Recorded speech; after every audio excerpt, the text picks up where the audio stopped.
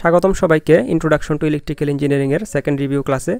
তো আজকের লেকচারে আমরা মেইনলি দেখব সুপারনোড অ্যানালাইসিস।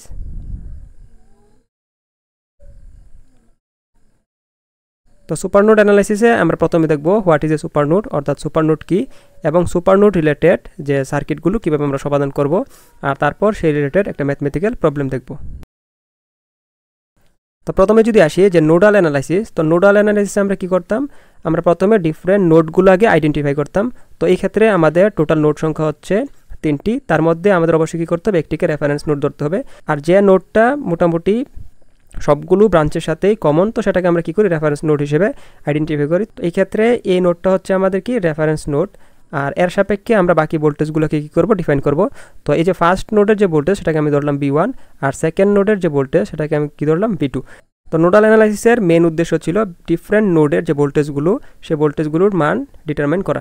এখন আমরা নোডাল অ্যানালাইসিসে যে প্রসেসটা ছিল, তো সেখানে আমরা কি করতাম, নোডাল অ্যানালাইসিসে আমরা KCL অ্যাপ্লাই করতাম, আর সেখান থেকে ইকুয়েশন সলভ করার মাধ্যমে আমরা কি করতাম, ডিফারেন্ট নোডের যে ভোল্টেজগুলো আমরা কি করতাম, ডিটারমাইন করতাম। তো এই সার্কিটে আমরা প্রথম নোডের জন্য যদি KCL অ্যাপ্লাই করি, তো এই নোডের মধ্যে কারেন্ট প্রবেশ করছে ক্যাপিটাল I1, আর কারেন্ট বের হচ্ছে ক্যাপিটাল I2, স্মল I1 এবং স্মল I2। তো নোড 1-এর জন্য আমরা যদি KCL অ্যাপ্লাই করি তাহলে আমরা লিখতে পারি ক্যাপিটাল I1, যেহেতু এটা প্রবেশ করছে, অর্থাৎ যতগুলো প্রবেশ করছে তাদের যোগফল হচ্ছে বামে, আর যতগুলো বের হচ্ছে তাদের যোগফল হবে কি, ডানে। অর্থাৎ এখানে বের হচ্ছে ক্যাপিটাল I2, তারপর স্মল I1 এবং স্মল I2, এই সবগুলো কি হচ্ছে আউটগোয়িং, আর ক্যাপিটাল I1 হচ্ছে ইনকামিং, অর্থাৎ সামেশন অফ ইনকামিং, আর এদিকে হবে সামেশন অফ আউটগোয়িং। তো এখন আমরা সেমভাবে যদি নোড 2-এর জন্য যদি KCL অ্যাপ্লাই করি, নোড 2-এর জন্য KCL অ্যাপ্লাই করলে নোড 2-এর মধ্যে প্রবেশ করছে এই যে ক্যাপিটাল I2, আর এদিকে প্রবেশ করছে স্মল I2, অর্থাৎ প্রবেশ করছে দুইটা, একটা হচ্ছে স্মল I2 আর একটা হচ্ছে কি ক্যাপিটাল I2। তো তাদের সামেশন আমরা কি লিখলাম, বামে লিখলাম, আর বের হচ্ছে শুধুমাত্র স্মল I3। তো এটা হচ্ছে আমাদের ডানে থাকবে। তো এভাবে আমরা কী করতাম, নোডাল অ্যানালাইসিসে বিভিন্ন নোডের মধ্যে আমরা KCL অ্যাপ্লাই করতাম, আর এই ইকুয়েশনগুলো সলভ করার মাধ্যমে আমরা কি করতাম, নোড ভোল্টেজগুলো বের করতাম। তো এখন এই ইকুয়েশনগুলো কিন্তু কারেন্টের মাধ্যমে আছে, তাহলে আমাদের নোড ভোল্টেজ যদি আমরা বের করতে চাই, অবশ্যই এই কারেন্টের ইকুয়েশনগুলোকে আমাদের ভোল্টেজ ইকুয়েশনের মাধ্যমে কী করতে হবে, প্রেজেন্ট করতে হবে। আর আমরা জানি current I = voltage divided by resistance. তো এখন এই যে ভোল্টেজটা আছে, তো এই ভোল্টেজটা হচ্ছে দুইটা নোডের মধ্যে যে ভোল্টেজের ডিফারেন্স, সেই ডিফারেন্সটা। তো আমরা এভাবে লিখতে পারি কারেন্ট I = নোডের যে ভোল্টেজের ডিফারেন্স, অর্থাৎ del B divided by R। তো এখন আমরা এভাবে লিখতে পারি কারেন্ট I = যে higher voltage minus lower voltage divided by R। এখন কারেন্ট I1-কে আমরা এভাবে প্রেজেন্ট করতে পারি যে I1 প্রবাহিত হচ্ছে R1-এর মধ্য দিয়ে। তো আমাদের উপর থাকবে কি, R1-এর দুই প্রান্তের যে ভোল্টেজ ডিফারেন্স, অর্থাৎ এই পাশে আছে V1 আর এই পাশে আছে কত, 0, যেহেতু এটা হচ্ছে আমাদের রেফারেন্স নোড। তো এখানে হচ্ছে আমাদের ভোল্টেজ, হায়ার ভোল্টেজ V1 আর নিচে হচ্ছে কত, 0। তো উপরে হবে ভোল্টেজের ডিফারেন্সটা, অর্থাৎ হায়ার ভোল্টেজ V1 - 0, আর নিচে হবে রেজিস্ট্যান্সের মান R1। তো সেমভাবে আমরা I2-কে লিখতে পারি I2 = I2 প্রবাহিত হচ্ছে কার মধ্য দিয়ে, R2-এর মধ্য দিয়ে। তো R2-এর দুই প্রান্তের বিভব পার্থক্য আমাদের বের করতে হবে। তো এই প্রান্তের বিভব হচ্ছে V1 আর এই প্রান্তের বিভব হচ্ছে V2। তাহলে উপরে আমরা পার্থক্য লিখলাম V1 - V2, আর নিচে ডিভাইডেড হবে কি, R2 দ্বারা। সেমভাবে I3-র জন্য আমরা লিখতে পারি যে I3 প্রবাহিত হচ্ছে কার মধ্য দিয়ে, R3-র মধ্য দিয়ে। তো R3-র দুই প্রান্তের যে বিভব পার্থক্য, উপরে আছে কত, হায়ার ভোল্টেজ V2, আর যে লোয়ার ভোল্টেজ সেটা হচ্ছে কত, 0। তো এখানে আমরা পার্থক্যটা লিখতে পারি V2 - 0 ডিভাইডেড বাই R3। তো এইভাবে আমরা কি করতে পারি, কারেন্টের ইকুয়েশনগুলোকে আমরা ভোল্টেজের মাধ্যমে কি করতে পারি, প্রেজেন্ট করতে পারি। আর এই ভ্যালুগুলোকে আমরা কি করব, ইকুয়েশন 1 এবং ইকুয়েশন 2-তে পুট করব। করার পর আমরা সলভ করে ডিফারেন্ট যে নোডের ভোল্টেজগুলো আমরা কি করব, ডিটারমাইন করব।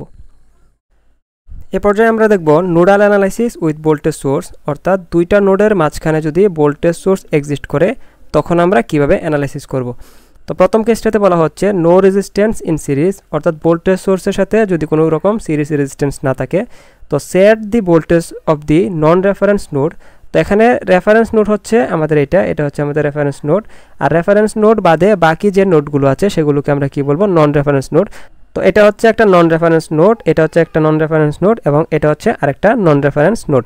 তো এখন একটা রেফারেন্স নোড এবং একটা নন রেফারেন্স নোডের মধ্যে যদি ভোল্টেজ সোর্স এক্সিস্ট করে, তো সেই ক্ষেত্রে আমাদের নন রেফারেন্স যে ভোল্টেজটা আছে সেই ভোল্টেজটাকে আমরা প্রেজেন্ট করতে পারি এই ভোল্টেজ সোর্সটার ইকুয়াল হিসেবে।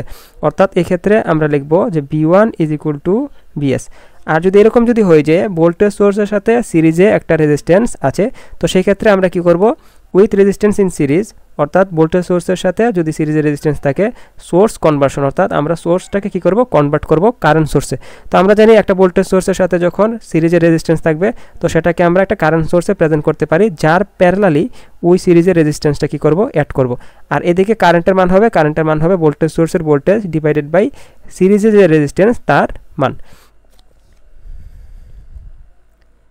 এখন এ পর্যায়ে আমরা দেখব কেস 2, যেটা আজকে আমাদের মেইনলি আলোচ্য বিষয়, সেটা হচ্ছে সুপার নোড। অর্থাৎ voltage source dependent or dependent অথবা independent voltage source is connected between two non reference nodes, অর্থাৎ দুইটা নন রেফারেন্স নোডের মধ্যে যদি ভোল্টেজ সোর্স এক্সিস্ট করে, তো সেই ক্ষেত্রে সেটাকে আমরা কি বলবো, সুপার নোড বলবো। অর্থাৎ এখানে রেফারেন্স নোড ছিল, এই যে নিচের নোডটা সেটা ছিল আমাদের কি রেফারেন্স নোড, আর এর বাইরে বাকি যে নোডগুলো, এটা একটা এবং এটা একটা, এগুলো হচ্ছে নন রেফারেন্স নোড।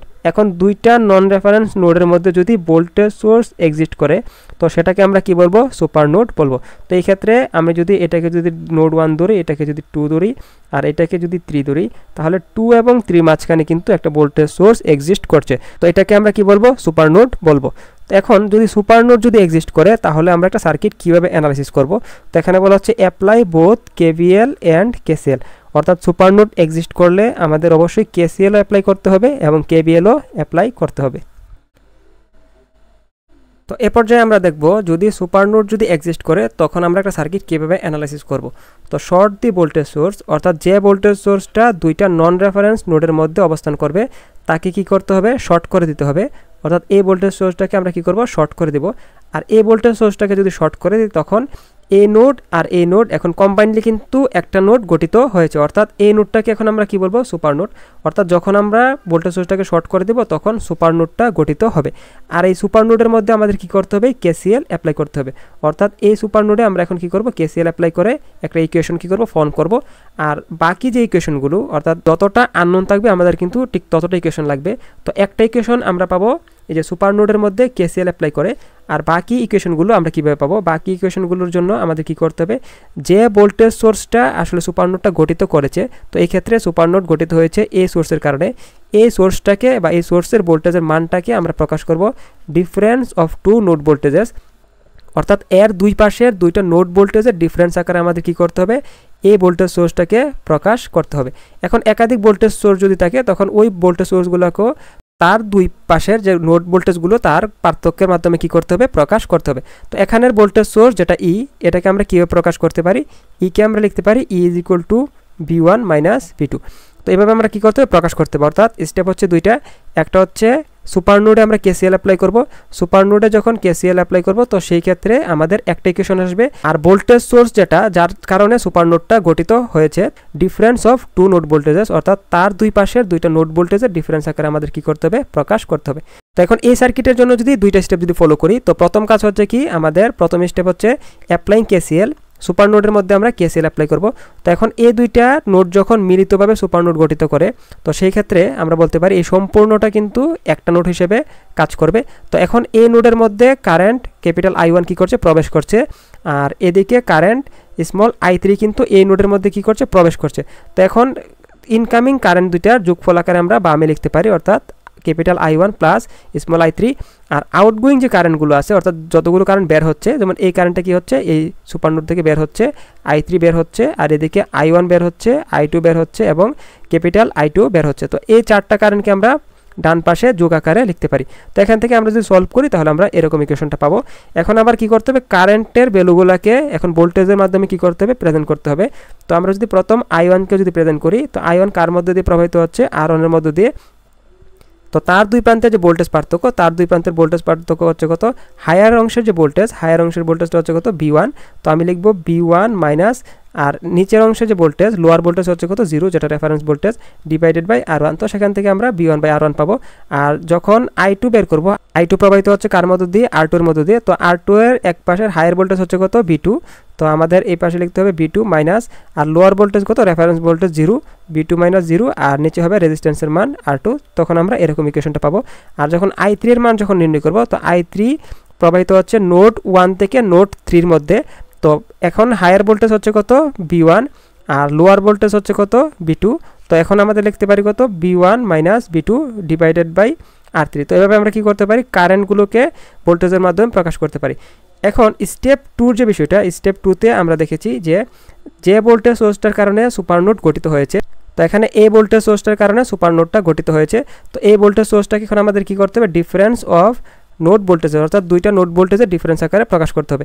তো এই ক্ষেত্রে আমাদের খেয়াল রাখতে হবে যে এই ভোল্টেজ সোর্সের পজিটিভ প্রান্তটা কোন দিকে আছে। এখন আমরা কে কিন্তু এভাবে প্রেজেন্ট করতে পারি B1 - B2, আবার কে এভাবে লিখতে পারি B2 - B1। এখন আমরা কোন ক্ষেত্রে কোনটা লিখবো তো সেটা আমরা বুঝবো সোর্সের চিহ্নের মাধ্যমে, অর্থাৎ সোর্সের পজিটিভটা যদি এদিকে থাকে তাহলে অবশ্যই এই পাশের ভোল্টেজটা কী হবে হায়ার ভোল্টেজ, আর এই পাশেরটা হবে কি লোয়ার ভোল্টেজ।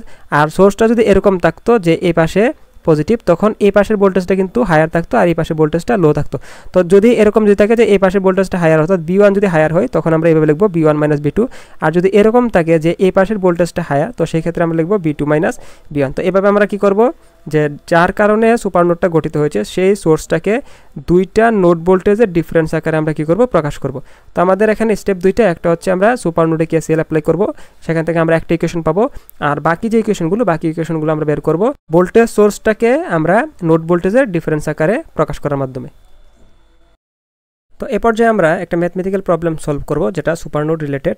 তো এখানে বলা হচ্ছে find B1, B2 and B3 in the circuit in figure using nodal analysis, অর্থাৎ এই সার্কিটের নোড ভোল্টেজ B1, B2 এবং B3 মান ডিটারমাইন করতে হবে নোডাল অ্যানালাইসিসের মাধ্যমে।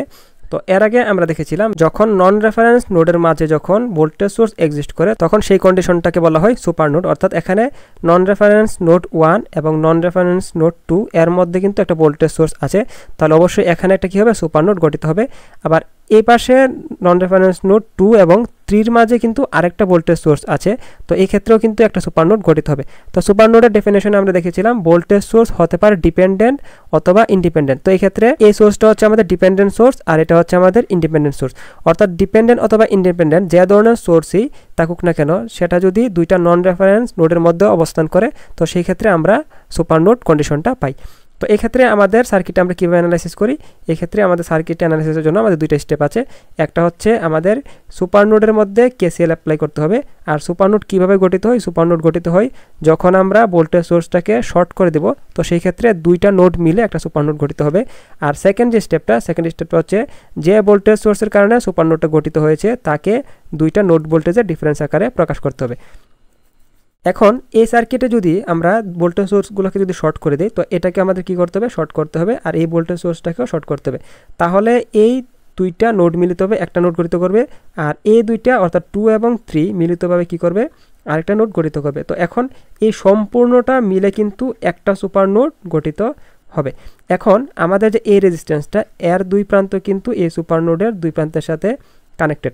এখন এটা কিন্তু আসলে কন্ডিশনটা এরকম হয়ে গেছে যে এর দুই প্রান্ত কি এরকমভাবে শর্ট করা।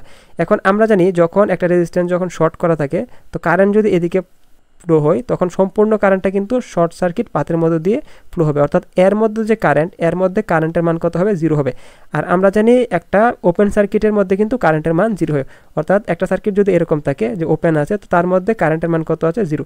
তো এখন আমাদের এই রেজিস্ট্যান্সটাকে আমরা কি করতে পারি ওপেন হিসেবে বলতে পারি, অর্থাৎ যেহেতু এর মধ্যে দিয়ে কারেন্টের মান যেহেতু 0 তো এই ক্ষেত্রে আমরা বলতে পারি এই রেজিস্ট্যান্সটা থাকা যে কথা না থাকা সেম কথা। তো এক্ষেত্রে আমাদের এই রেজিস্ট্যান্সটাকে আমরা কি করতে পারি বাদ দিতে পারি, অর্থাৎ যখন আমরা ভোল্টেজ সোর্স দুইটাকে শর্ট করব সুপারনোড গঠিত করব তখন আমাদের যে সার্কিটটা আসবে এরকম, অর্থাৎ এখানে সুপারনোডটা গঠিত হবে আর এদিকে ছিল আমাদের রেজিস্ট্যান্স, আর রেজিস্ট্যান্সটা যেহেতু শর্ট হয়ে গেছে তো এর ইফেক্টটাকে আমরা কি করতে পারি বাদ দিতে পারি, অর্থাৎ এই রেজিস্ট্যান্সটাকে আমরা অপসারণ করতে পারি। এখন আমাদের এই সুপারনোডের মধ্যে কি করতে হবে KCL অ্যাপ্লাই করতে হবে। তো আমরা জানি যখন আমরা নোডাল অ্যানালাইসিসে যে নোডটা নিয়ে কাজ করব তো সেই নোডের ভোল্টেজটাকে আমাদের কি ধরতে হবে বড় ধরতে হবে, আর সেই নোড থেকে অন্য নোডগুলোতে কি হবে কারেন্টগুলো ফ্লো করবে, অর্থাৎ এখানে নোড 1 এর জন্য কারেন্টটা কিন্তু হায়ার ভোল্টেজ থেকে লোয়ার ভোল্টেজের দিকে অর্থাৎ রেফারেন্স ভোল্টেজের দিকে প্রবাহিত হবে। সেমভাবে B2 এর জন্য হায়ার ভোল্টেজ যেহেতু B2 তো সেখান থেকে লোয়ার ভোল্টেজ রেফারেন্সের দিকে কারেন্টটা ফ্লো করবে, আর তার যে নোডটা তার জন্য কিন্তু হায়ার ভোল্টেজ B3 দিকে কারেন্টটা রেফারেন্সের দিকে ফ্লো করবে, অর্থাৎ এটাকে আমরা ধরতে পারি I1, এটা I2 এবং এটা হচ্ছে কত I3। তো এখন সুপারনোডে আমরা যদি KCL অ্যাপ্লাই করি তাহলে আমরা কীভাবে লিখতে পারি, তো এখন সুপারনোড থেকে কিন্তু কারেন্ট I1, I2 এবং I3 তিনটা কারেন্টে কি হচ্ছে বের হচ্ছে, আর এখানে ইনকামিং কারেন্টের যোগফল কিন্তু 0 হবে কারণ এখানে কোনো রকম কারেন্ট প্রবেশ করছে না, অর্থাৎ ইনকামিং কারেন্টের যোগফল is equal two 0 is equal two আমরা লিখতে পারি আউটগোয়িং যে কারেন্ট অর্থাৎ যতগুলো কারেন্ট বের হচ্ছে তাদের যোগফলের সমান, অর্থাৎ কারেন্ট বের হচ্ছে I1 I2 এবং I3। এখন I1 I2 I3কে যদি আমরা ভোল্টেজের মাধ্যমে প্রকাশ করি, এখন I1 কারেন্ট ফ্লো করছে 2 ওহম রেজিস্ট্যান্সের মধ্য দিয়ে, তো এর উপরে যে হায়ার ভোল্টেজ হচ্ছে কত V1, আর নিচের যে ভোল্টেজ সেটা হচ্ছে কত 0, V1 minus 0, R divided by হবে কি রেজিস্ট্যান্সের মান ডিভাইড বাই 2 প্লাস সেমভাবে I2 এর জন্য লিখতে পারি I2 ফ্লো হচ্ছে 4 ওহম রেজিস্ট্যান্সের মধ্য দিয়ে, তো হায়ার ভোল্টেজ কত V2 মাইনাস লোয়ার ভোল্টেজ কত 0 ডিভাইডেড বাই রেজিস্ট্যান্সের মান, রেজিস্ট্যান্স হচ্ছে কত 4, আর I3কে আমরা লিখতে পারি প্লাস I3 ফ্লো হচ্ছে কার মধ্য দিয়ে 3 ওহম রেজিস্ট্যান্সের মধ্য দিয়ে, তো এর হায়ার ভোল্টেজ হচ্ছে কত V3 আর লোয়ার ভোল্টেজ হচ্ছে কত 0 যেটা রেফারেন্স ভোল্টেজ, তো নিচে হবে কি রেজিস্ট্যান্সের মান, রেজিস্ট্যান্স আছে কত 3 ওহম। তো এখান থেকে আমাদের যে ইকুয়েশনটা আমরা এরকম ইকুয়েশনটা পাই, অর্থাৎ V1 ডিভাইডেড বাই 2, এই যে V1 divided by 2, V2 divided by 4, V2 divided by 4 এবং V3 ডিভাইডেড বাই 3, অর্থাৎ V3 ডিভাইডেড বাই 3। এখান থেকে আমরা যদি 12 যদি লসাগু নিই, তো সেক্ষেত্রে আমরা পাবো 6V1 plus 3V2 plus 4V3 is equal two কত 0। এখন আর যদি মাল্টিপ্লাই করি তাহলে আমরা এই ইকুয়েশনটা পাবো, অর্থাৎ 6V1 plus 3V2 plus 4V3 is equal two 0, যেটা আমাদের এই ইকুয়েশনটা। অর্থাৎ আমরা সুপার নোডের মধ্যে KCL অ্যাপ্লাই করে কিন্তু একটা ইকুয়েশন পেলাম। এখন আমাদের কি করতে হবে, আরও দুইটা ইকুয়েশন কি করতে হবে, ডিটারমাইন করতে হবে। এখন আরও দুইটা ইকুয়েশন আমাদের ডিটারমাইন করার জন্য আমাদের স্টেপ 2 ফলো করতে হবে। তো স্টেপ 2তে বলা ছিল যে ভোল্টেজ সোর্সগুলোর কারণে আমাদের সুপার নোডগুলো গঠিত হয়েছে, তো সেই ভোল্টেজ সোর্সগুলোকে কী করতে হবে, দুইটা ভোল্টেজের অর্থাৎ দুইটা নোড ভোল্টেজের ডিফারেন্স আকারে প্রকাশ করতে হবে। এখন এদিকে আমাদের নোড ভোল্টেজ ছিল V1, এটা ছিল আমাদের V2, এটা ছিল কত V3, আর এই যে সোর্সটা এর মান ছিল 5I। এখন আমাদের এই সোর্সটাকে যদি দুইটা নোড ভোল্টেজের ডিফারেন্স আকারে প্রকাশ করি তাহলে আমরা লিখতে পারি 10 ইজ ইকুয়াল টু, যেহেতু পজিটিভটা এই পাশে আছে তাহলে অবশ্যই V1টা কী হবে বড়, এই জন্য আমরা লিখতে পারি V1 মাইনাস V2, অর্থাৎ 10কে আমরা প্রকাশ করতে পারি V1 মাইনাস V2। তো এখান থেকে আমরা পাই V1 minus V2 is equal two কত 10। এটা হচ্ছে আমাদের 2 নাম্বার যে ইকুয়েশন। এখন আমাদের আরেকটা ইকুয়েশন দরকার যেটা আমরা এখান থেকে পাবো, অর্থাৎ এখানে এই যে সোর্সটা 5I কে কিন্তু আবার আমরা প্রকাশ করতে পারি 5I ইজ ইকুয়াল টু, যেহেতু পজিটিভ চিহ্নটা এই পাশে আছে তাহলে অবশ্যই V3-র মানটা কী হবে বড় হবে, অর্থাৎ V3 মাইনাসের V2 এভাবে আমরা প্রকাশ করতে পারি। এখন আয়ের মান কিন্তু আমাদের আবার কি করতে হবে, ভোল্টেজের মাধ্যমে প্রকাশ করতে হবে, কারণ সবগুলো ইকুয়েশন কিন্তু ভোল্টেজের মাধ্যমে থাকবে, আর আলটিমেটলি আমরা ভোল্টেজের ইকুয়েশন সলভ করার মাধ্যমে নোড ভোল্টেজের মানগুলো আমরা ডিটারমাইন করব। তো অবশ্যই আয়ের মানটাকে এখন ভোল্টেজের মাধ্যমে প্রকাশ করতে হবে। তো এখানে আই কারেন্টটা কিন্তু 2 ওহম রেজিস্ট্যান্সের মধ্যে দিয়ে প্রবাহিত কারেন্ট, অর্থাৎ এই কারেন্টটাকে আমরা লিখতে পারি I ইজ ইকুয়াল টু, আমরা লিখতে পারি ভোল্টেজ V1 মাইনাস এখানের ভোল্টেজ হচ্ছে কত 0 আর ডিভাইডেড বাই রেজিস্ট্যান্সের মান 2, অর্থাৎ আইকে আমরা লিখতে পারি V1 ডিভাইডেড বাই 2, যেহেতু 2 ওহম রেজিস্ট্যান্সের মধ্যে দিয়ে ফ্লো করছে। এখন I ইজ ইকুয়াল টু আমরা পেয়েছি V1 ডিভাইডেড বাই 2। এখন এই ইকুয়েশন যদি আমরা এটা পুট করি তাহলে আমরা পাই 5 into V1 divided by 2 is equal to V3 মাইনাসের V2। তো এখান থেকে আমরা লিখতে পারি 5V1 is equal two 2V3 minus 2V2। তো এখানে আমরা যদি রিঅ্যারেঞ্জ করি তাহলে আমরা পাবো 5V1 plus 2V2 minus 2V3 is equal two 0। তো এটা হচ্ছে আমাদের কি থার্ড ইকুয়েশন। এখন আমাদের এই তিনটে ইকুয়েশন যদি আমরা সলভ করি, অর্থাৎ ইকুয়েশন 1, ইকুয়েশন 2 এবং ইকুয়েশন 3 সলভ করলে আমাদের V1, V2 এবং V3 মান আমরা পাবো।